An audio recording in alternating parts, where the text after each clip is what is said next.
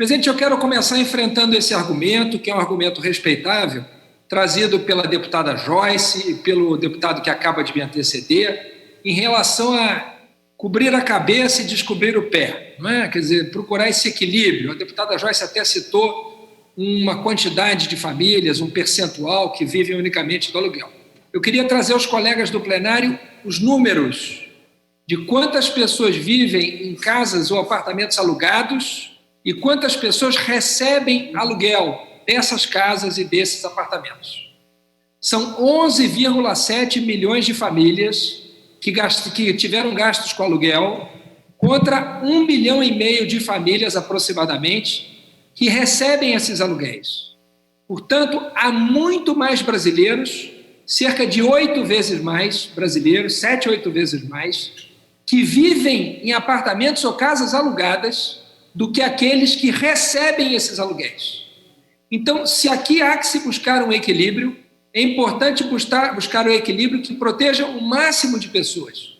E são justamente as pessoas que podem ficar despejadas se uma emenda como essa não for aprovada. Essa é uma emenda de justiça social, ela foi adotada em vários outros países, e a emenda ela não propõe que não se pague aluguel, mas que esse pagamento seja retardado, seja atrasado para a primeira parcela a partir de outubro, quando espera-se os efeitos da pandemia terão passado ou pelo menos diminuído. Portanto, se é para buscar equilíbrio, vamos proteger o maior número possível de brasileiros e garantir a esses brasileiros o direito mais básico para se proteger da doença, que é ter algum lugar para ficar, algum lugar para se isolar, para se distanciar e não ter que ir para o olho da rua despejados, como a emenda quer evitar que ocorra. Eu agradeço o tempo de liderança, presidente, para tratar desse momento gravíssimo que o país tem passado.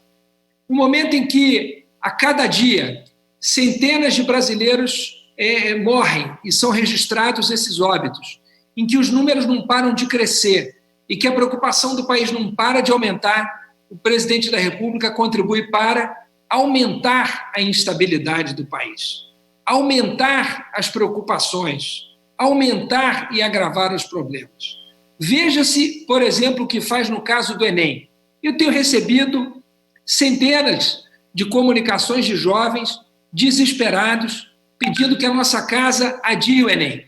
Eu, inclusive, fiz esse apelo ao presidente da Câmara, no Colégio de Líderes ocorrido ontem, para que a gente enfrentasse esse assunto, porque nós não podemos ficar indiferentes ao sofrimento de uma grande parte da população que espera o adiamento do exame para poder estudar. O nosso país é um país muito desigual e a pandemia agrava essa desigualdade, porque muitos estudantes, um grande percentual, não tem acesso a computador ou à internet em casa. Então não é razoável submeter todos ao mesmo exame, na mesma data, quando uma boa parte, perto da metade, não consegue estudar para esse exame.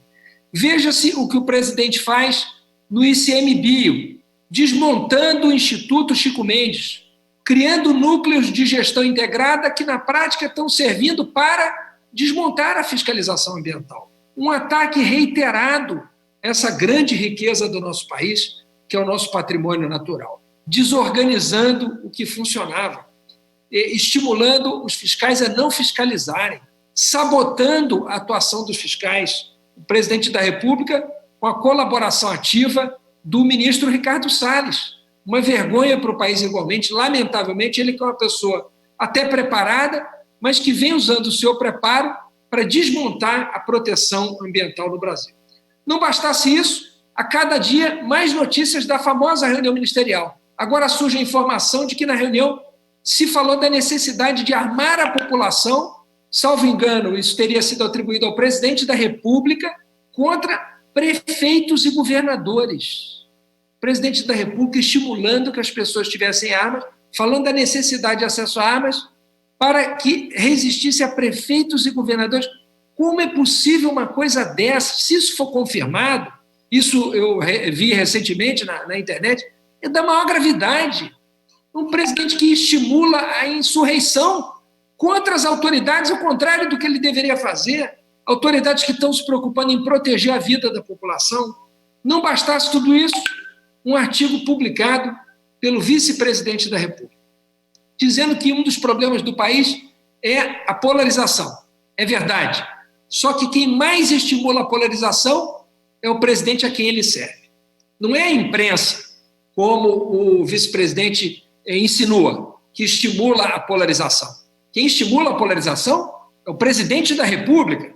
Ele diz que nós vivemos numa federação e que a federação deve se sobrepor aos estados isoladamente. Repare, vice-presidente, não são estados isoladamente. Quem está isolado é o presidente da República. A maioria absoluta dos governadores está tentando proteger a vida dos seus povos, das suas populações, das populações de seus estados. Não estão isolados. Isolado está o presidente da República, com apoio cada vez menor na sociedade. Usurpação de poderes, alega o vice-presidente da República, como se os juízes estivessem retirando poderes dos outros. Não. Quem não entende qual é o seu papel não são os juízes, não é o Congresso, é o presidente da República, que passou 28 anos nessa casa e não aprendeu a diferença entre decreto e lei. A coisa mais básica de todas. Ele disse no ano passado que ele tinha o poder da caneta, porque ele podia fazer um decreto, e o decreto era maior que a lei, mais importante, mais forte que a lei. Que postura lastimável, que vergonha. Não sabe o seu papel, não entende o seu papel. Ninguém está usurpando o poder do presidente da República. Ele é que não exerce o seu poder como manda a Constituição. E, por fim, o vice-presidente dizendo que a imagem do Brasil está péssima no exterior. É fato, mas não é porque tem brasileiros falando mal do Brasil. É porque o pior exemplo que o Brasil dá para o mundo está no presidente da República, a quem o vice-presidente lamentavelmente serve e aparentemente apoia. O vice-presidente termina com uma frase que essa sim é verdadeira, e com essa não há como discordar. Ele diz: enquanto os países mais importantes do mundo se organizam para enfrentar a pandemia em todas as frentes, de saúde a produção e consumo, aqui no Brasil continuamos entregues a estatísticas seletivas, discórdia, corrupção e oportunismo. O vice-presidente só pode estar se referindo ao presidente da República. E ele tem razão. Da parte do presidente, o que temos visto são estatísticas seletivas, discórdia, corrupção e oportunismo.